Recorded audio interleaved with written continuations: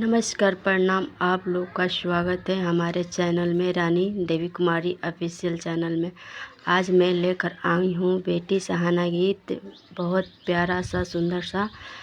बेटी सहाना गीत। एक बार आप लोग ज़रूर सुने और कमेंट में बताएं कि आप लोग का मेरी बेटी सहाना गीत आप लोग को कैसा लगा। चैनल पर नए हैं तो सब्सक्राइब कर लीजिएगा और एक बार ज़रूर सुनकर बताइएगा कमेंट में कि आप लोग को बेटी सहाना मेरे गीत कैसा लगा।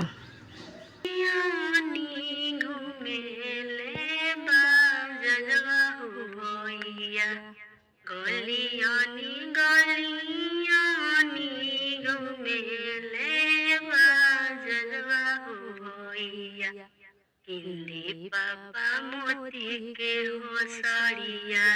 किंदी पापा मोती के हो साड़िया, गलियानी गलियानी घूमेले हो बाजरवा होइया, गलियानी गलियानी घूमेले हो बाजरवा होइया, किंदी चाचा मोती के हो साड़िया, किंदी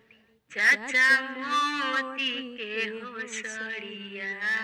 गलियानी गलियानी घूमे ले बाजरवा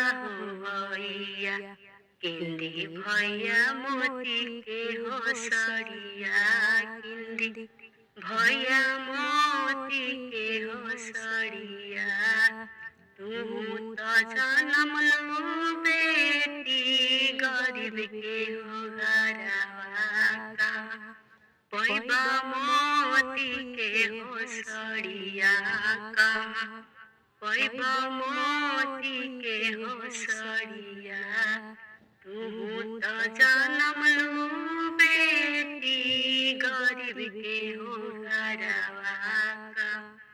पैबा मोती के हो साड़िया का, पैबा मोती के हो साड़िया, तू तो जन्म लो दीदी गरीब के हो घरवा का, पैबा मोती के हो साड़िया का, पैबा मोती के हो साड़िया, तू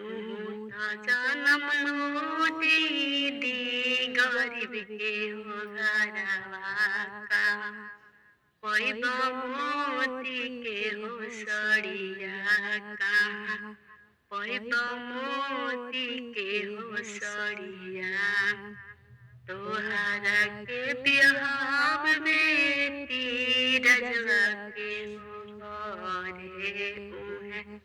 पैबा मोती के हो साड़िया उहे, पैहा मोती के हो साड़िया,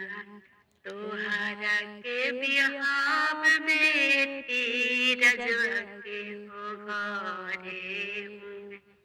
पैहा मोती के हो साड़िया, पैया उहे मोती के हो साड़िया,